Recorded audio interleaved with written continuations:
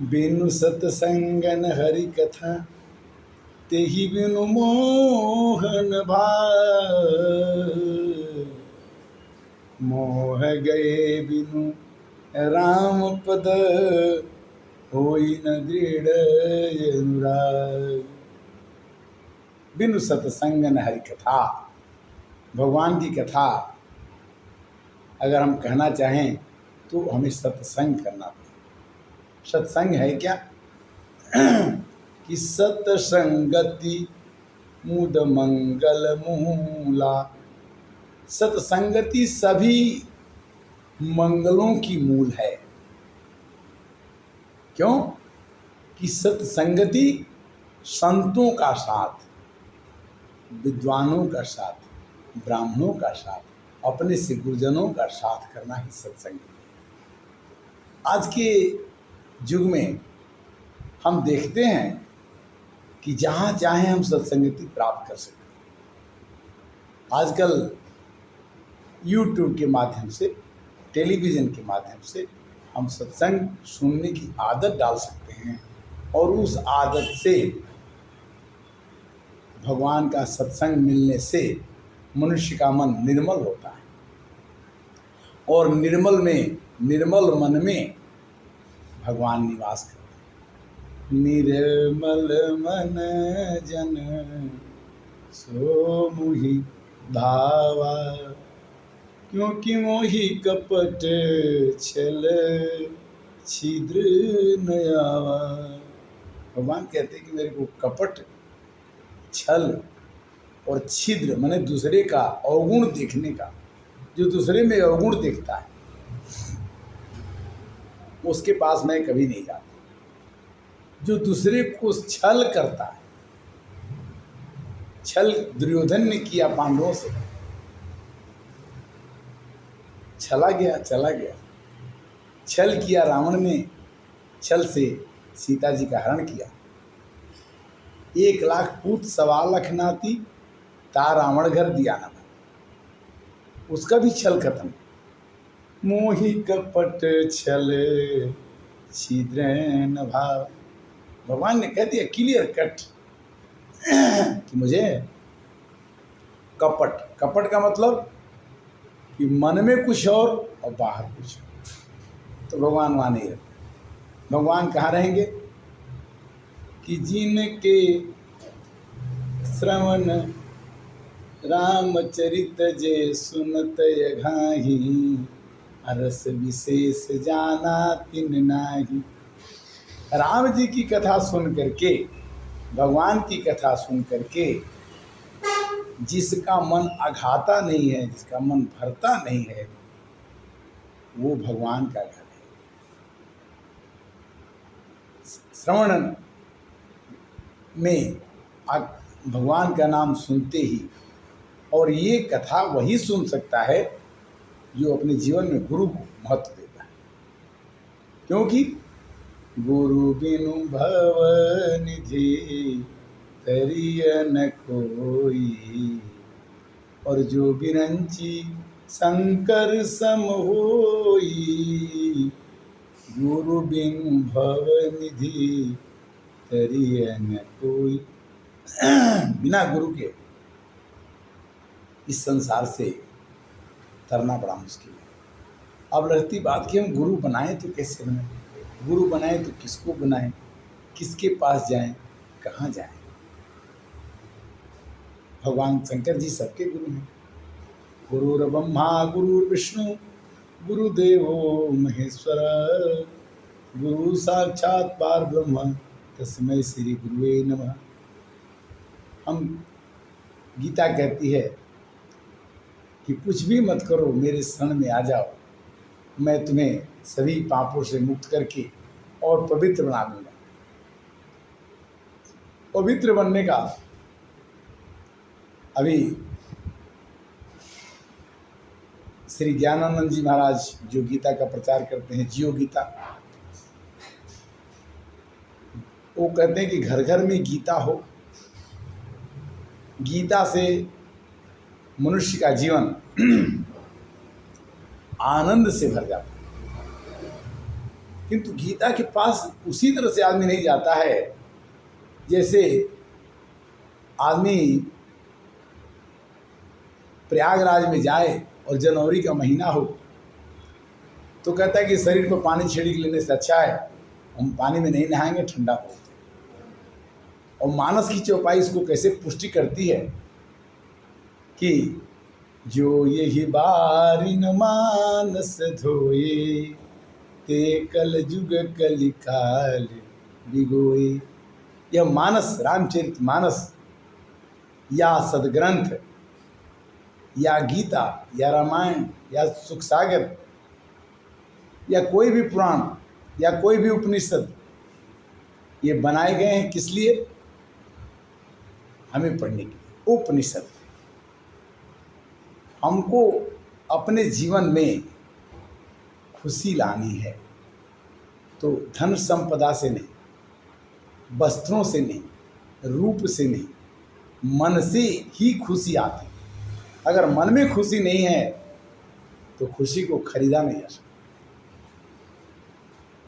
कहते हैं कि जो यही बारिन मानस धोए और ते कल जुग कलिकाल बिगोए। कलयुग में अगर आप स्नान करते हैं गंगा जल में तो गंगा तापम शशि पापम कल्पतरुदिन्यताहरम। गंगा जी के स्नान मात्र से दर्शनार्थ मुक्ति हो सकती है, किंतु स्नान करने के तो बहुत फल है। गंगा दशहरा 5 तारीख को है। राजा भगीरथ ने कितना तपस्या किया होगा तो पृथ्वी को गंगा पर लाए, गंगा जी को पृथ्वी पर लाए। और आज हम गंगा जी का आनंद ले रहे हैं। प्रयागराज में 60 करोड़ लोगों को स्नान कराने की क्षमता माँ गंगा के गोद में मिला और लोगों ने कहा कि हमें मुक्ति मिल गई। गंगा तो दर्शनार्थ मुक्ति, गंगा तो स्नार्थार्थ मुक्ति।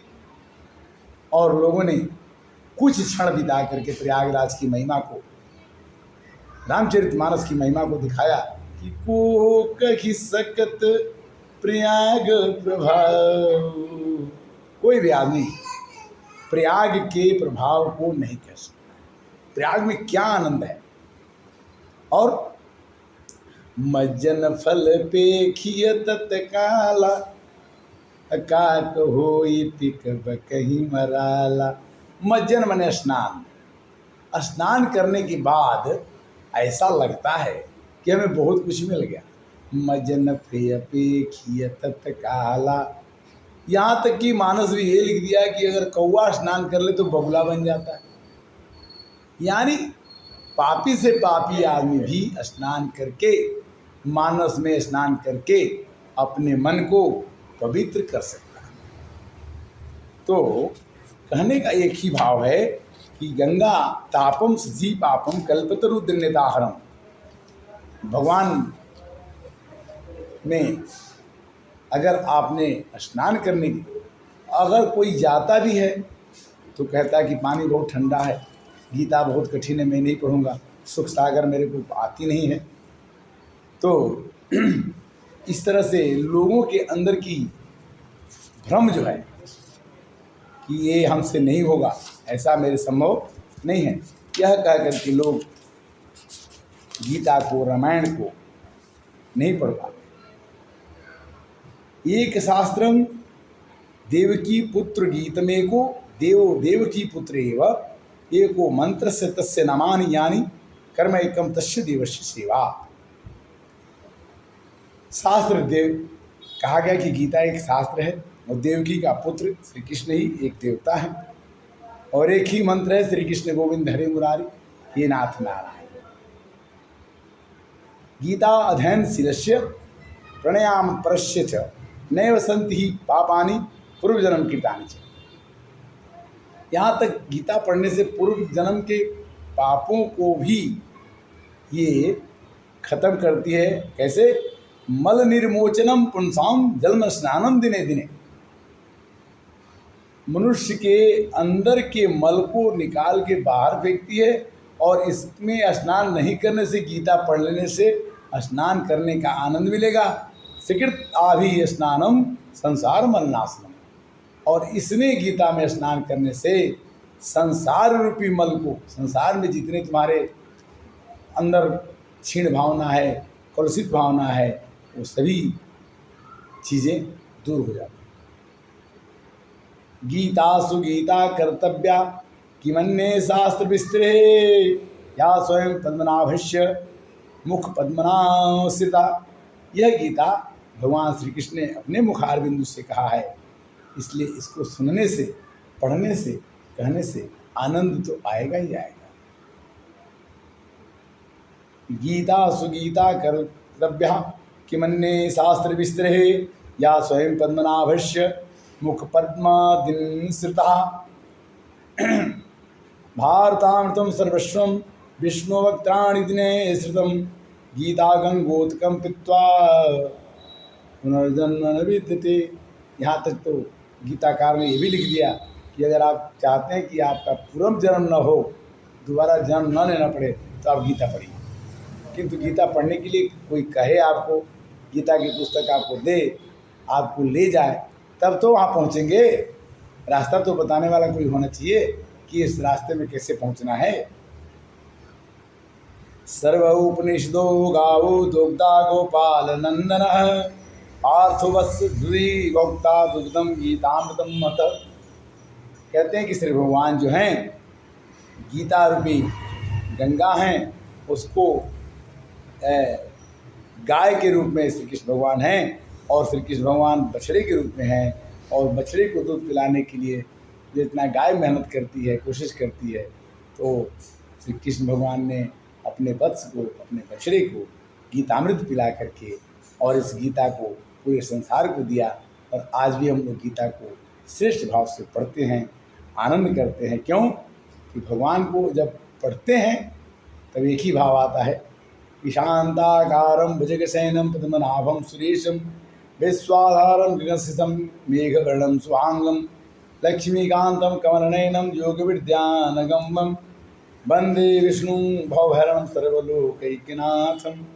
देवकी देवसुतं देवं कंसचारुणमर्दनं देवकी परमानंदं वन्दे विष्णु जगत गुरुं। इस तरह से गीता का पाठ अगर आदमी करे, गीता को आदमी पढ़े, समझे, समय निकाल करके कि हमें गीता पढ़ना ही है, एक श्लोक पढ़ने की आदत डालना। एक श्लोक अगर आपने पढ़ना शुरू कर दिया तो आपका वो 5 होगा, फिर वो आपको, गीता के बिना आप नहीं रह सकते। गीता आपको त्यागी बनाती है। त्यागी क्या होता है कि जब मनुष्य के अंदर में जब त्याग की भावना होती है तभी मनुष्य सुखी हो सकता है।